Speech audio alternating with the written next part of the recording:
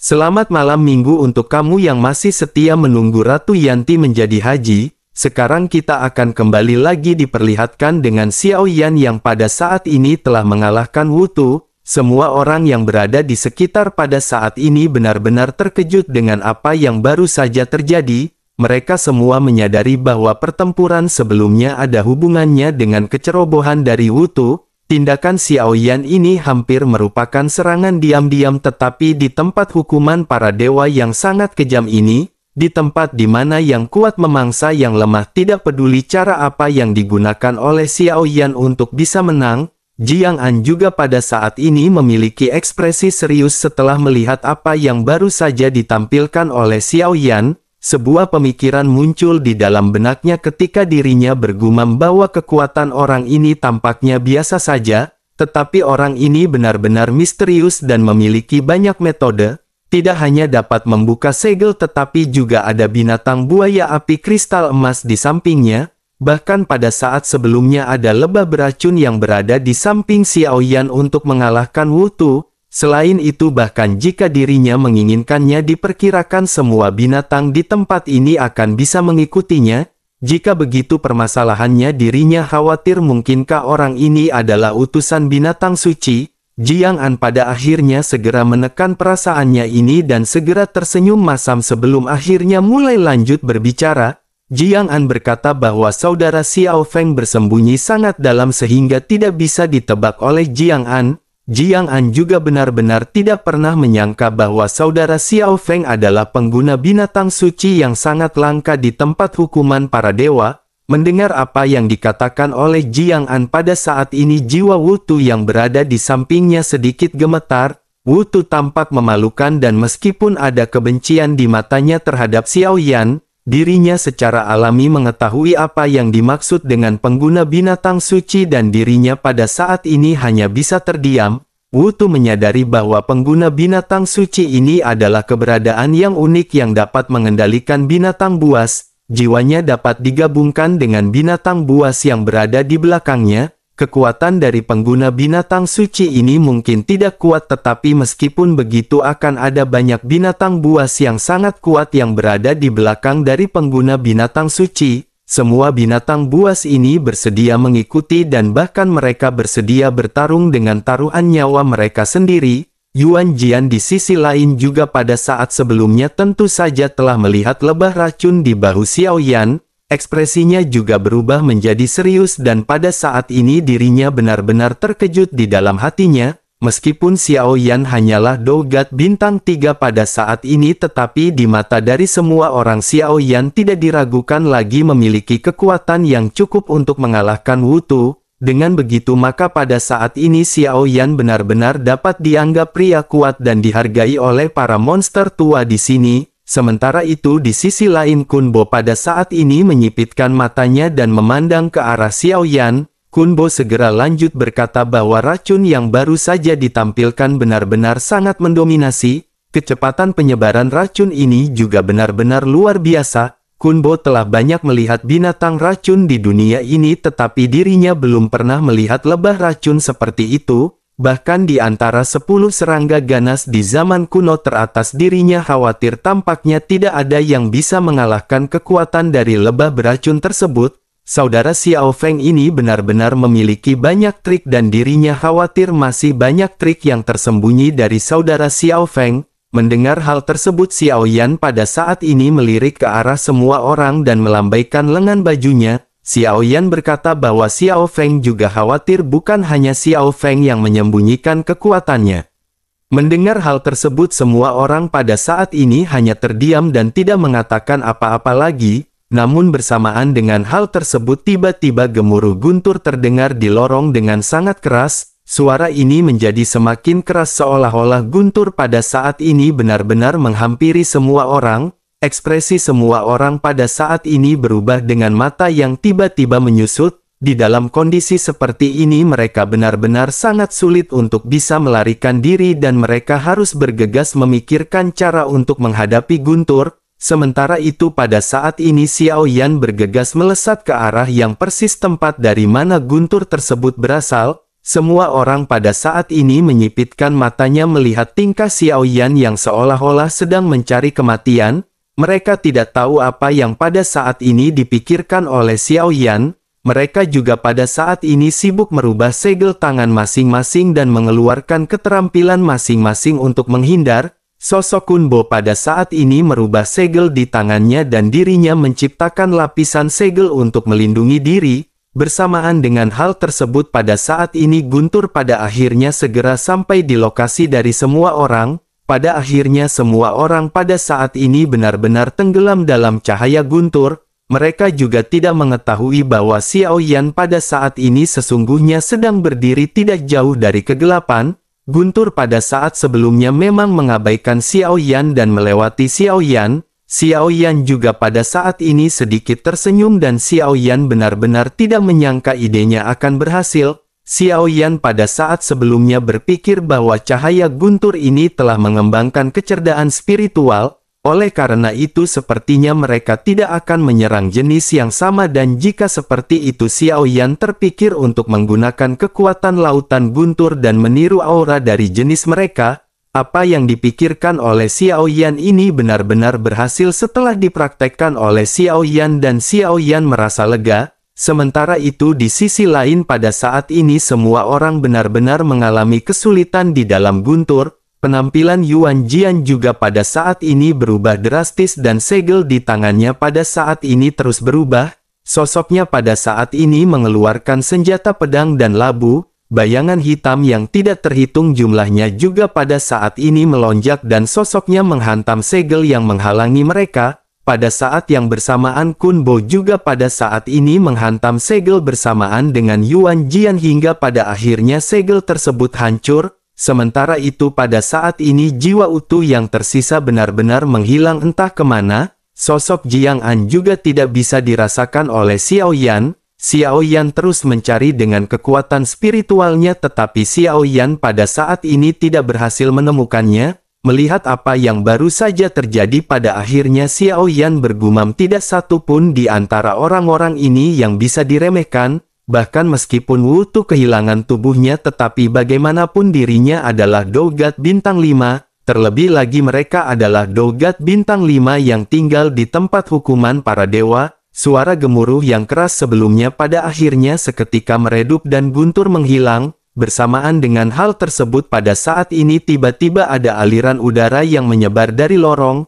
Pada saat ini Xiao Yan bisa melihat ada sekuncup hijau di tanah yang semakin lama semakin besar. Dalam sekejap mata kuncup tersebut berubah menjadi pohon besar sebelum akhirnya pohon tersebut seketika terbelah. Bersamaan dengan pohon yang terbelah pada saat ini Xiao Yan bisa melihat sosok Jiang An yang perlahan berjalan keluar. Wajah Jiang An pada saat ini sedikit pucat dan bersamaan dengan hal tersebut jiwa dari Wutu juga perlahan melayang keluar dari celah batang pohon. Wutu pada saat ini melihat ke arah di mana Guntur menghilang dan segera mengucapkan terima kasih kepada Jiang An. Wutu lanjut berkata bahwa dirinya akan memberi saudara Jiang An hadiah besar ketika Wutu keluar dengan selamat.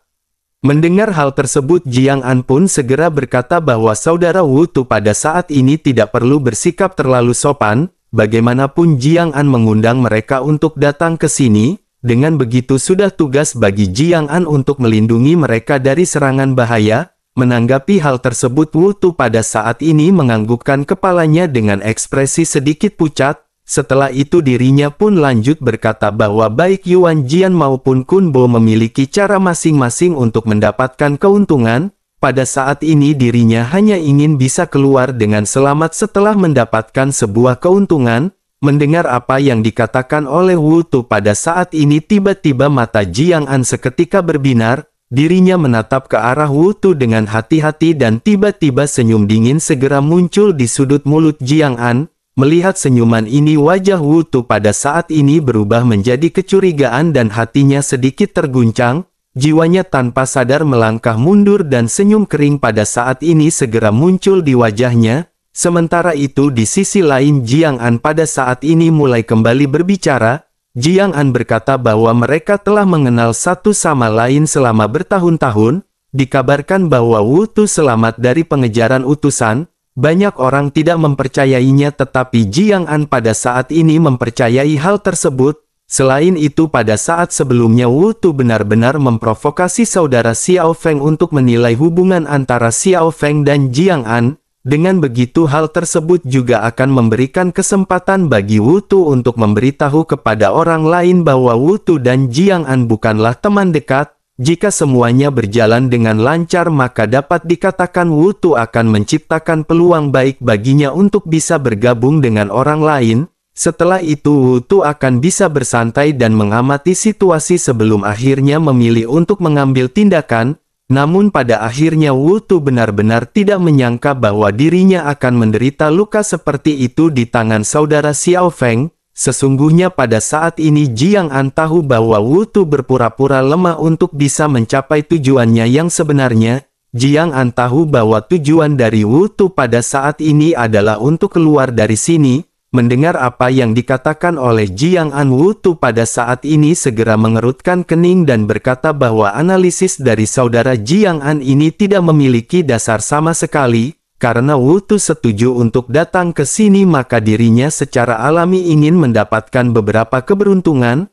Oleh karena itu, bagaimana mungkin dirinya pergi keluar sendirian sebelum dirinya bisa mendapatkan keuntungan seperti apa yang dikatakan? Mendengar hal tersebut pada saat ini Jiang An mengabaikan perkataan Wu Tu dan tiba-tiba mengalihkan topik pembicaraan. Dengan nada pelan sosoknya bertanya bagaimana rasanya dikejar oleh utusan. Apakah setelah ditangkap oleh utusan Wu Tu telah menjadi mata-mata dari utusan tersebut? Bagaimana perasaan Wu Tu mengenai hal tersebut dan dirinya pada saat ini bisa menjelaskannya kepada Jiang An? Jiang An tahu bahwa Wu Tu hanya perlu keluar dari sini dan melaporkan semua yang terjadi di sini kepada tuannya. Selain itu dirinya juga mengetahui metode Wu Tu untuk melaporkan pesan tersebut. Wu Tu akan menggunakan teknik kekuatan pembakaran klon. Sayangnya setelah Jiang An bergabung dengan pohon spiritual ini, dirinya memperoleh beberapa keuntungan dari pohon tersebut. Dirinya dapat melihat secara langsung apakah tubuh Wu Tu ini asli atau klon.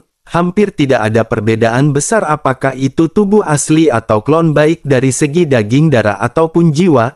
Tetapi klon tetaplah klon dan hal tersebut benar-benar bisa ditangkap oleh kemampuan dari pohon ini. Dengan begitu maka pada saat ini tugas dari Wu Tu hanyalah bagaimana caranya untuk bisa keluar dari tempat ini. Setelah keluar maka dirinya hanya perlu membakar klon untuk memberikan pesan kepada utusan. Dengan begitu maka semua memori yang dimiliki oleh Wu Tu di sini akan bisa diketahui oleh utusan tersebut. Mendengar hal tersebut Wu Tu pada saat ini hanya bisa tersenyum sebelum akhirnya menghela nafas. Wu Tu lanjut berkata bahwa saudara Jiang An benar-benar sangat pintar, karena sekarang dirinya telah mengetahuinya maka Wu Tu tidak akan lagi menyembunyikan hal tersebut. Namun jika saudara Jiang An mengetahui detail seperti itu, Wu Tu khawatir dirinya juga merupakan mata-mata dari sang utusan. Mendengar apa yang dikatakan oleh Wu Tu pada saat ini hati dari Jiang An benar-benar terkejut.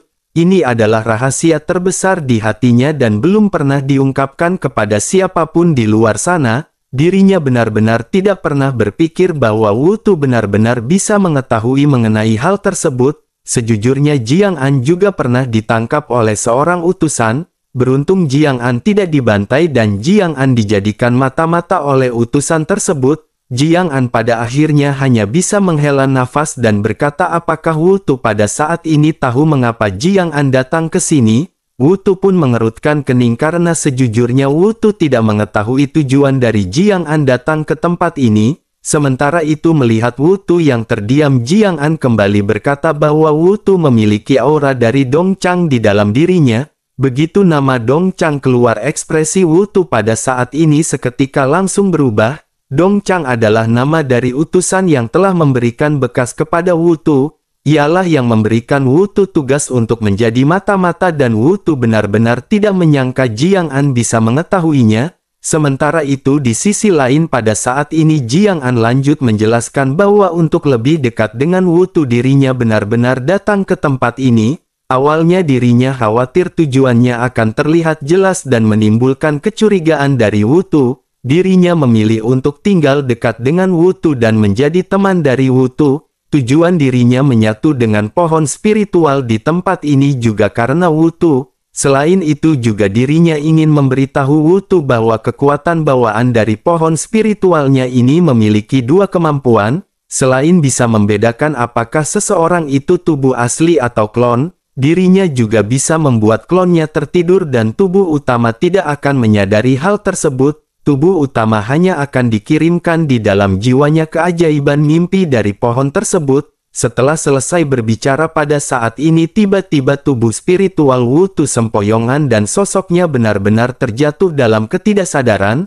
Sementara itu pada saat ini Jiang An segera bergumam sendirian. Sosoknya menggumamkan nama Dong Chang dan berkata bahwa leluhurnya merupakan mata-mata dari Dong Chang pada saat itu. Dari generasi ke generasi mereka telah membantu mencari tahu semua informasi yang diinginkan oleh Dong Chang. Dong Chang berjanji untuk memberinya kebebasan, begitu juga dengan klan Jiang. Tetapi pada akhirnya Jiang An mengetahui bahwa kebebasan ini sebenarnya hanyalah sebuah kamuflase. Justru Dong Chang benar-benar membantai banyak orang dari klan Jiang dan dirinya akan memberikan perhitungan. Dirinya akan membuat Dong Chang membayar harga yang sepadan dengan hal tersebut. Setelah selesai berbicara pada akhirnya sosok dari Jiang An pada saat ini segera bergegas menuju ke arah lorong yang terbuka. Sementara itu Xiao Yan pada saat ini tentu saja mendengar dan melihat apa yang terjadi pada saat sebelumnya.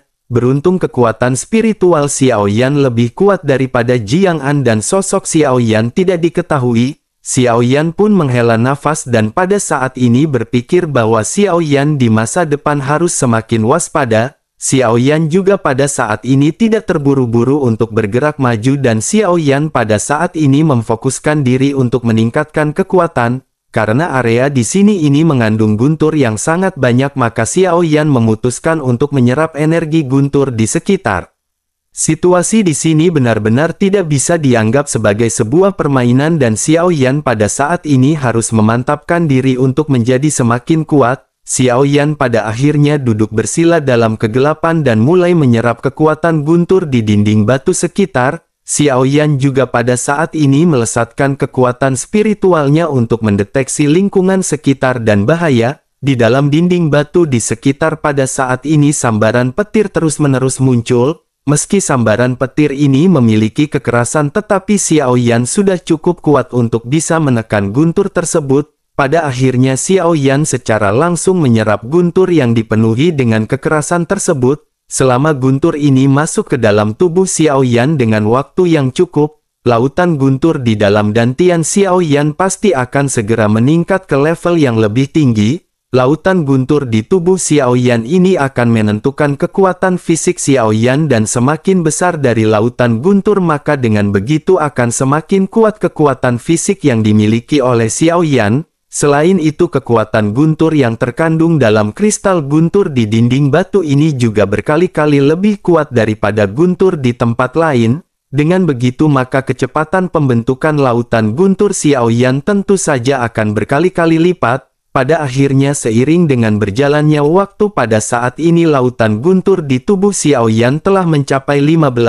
Dengan kekuatan guntur yang berada di sini Xiao Yan yakin kecepatan peningkatannya akan cepat. Xiao Yan berpikir sepertinya hanya dalam beberapa bulan Xiao Yan akan bisa meningkatkan lautan guntur hingga mencapai angka 100. Bersamaan dengan Xiao Yan yang pada saat ini menyerap kekuatan guntur orang-orang lainnya pada saat ini masih mencari jalan. Mereka pada saat ini menggunakan keterampilan bertarung masing-masing untuk mencari jalan menuju ke tempat segel. Pada saat ini semua orang memasuki lorong yang seperti sarang lebah dan dapat dikatakan ini merupakan labirin. Kunbo pada saat ini sudah berkelana ke sana kemari tetapi masih belum bisa menemukan jalan yang benar.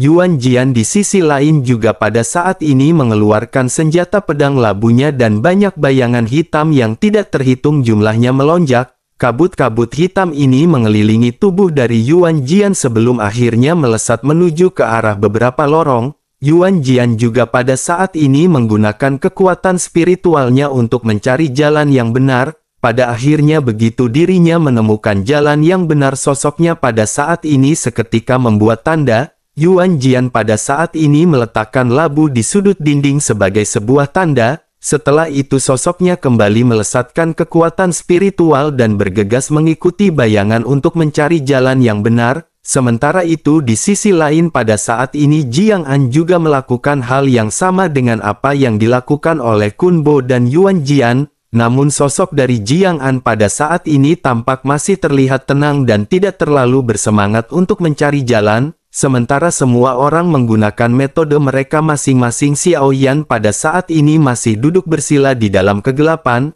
Xiao Yan juga pada saat sebelumnya berpindah-pindah untuk menyerap sumber energi dari guntur. Perlahan-lahan Xiao Yan bergerak menuju ke kedalaman lorong dengan dibimbing oleh kekuatan spiritual. Xiao Yan terus-menerus melakukan hal yang sama hingga tanpa sadar 3 bulan berlalu. Lautan guntur Xiao Yan juga pada saat ini telah meningkat hingga mencapai total 30. Namun seiring dengan kemajuan ini setelah 30 lautan guntur, kekuatan guntur di sini tampaknya melemah dan Xiao Yan pada saat ini hanya bisa menggelengkan kepalanya. Xiao Yan juga teringat perkataan dari Lei Li yang mengatakan bahwa ketika Xiao Yan menelan guntur perlu untuk memperluas lautan guntur. Dengan semakin luasnya lautan guntur dan semakin kuat lautan guntur maka guntur yang diserap sebelumnya benar-benar akan menjadi semakin lemah.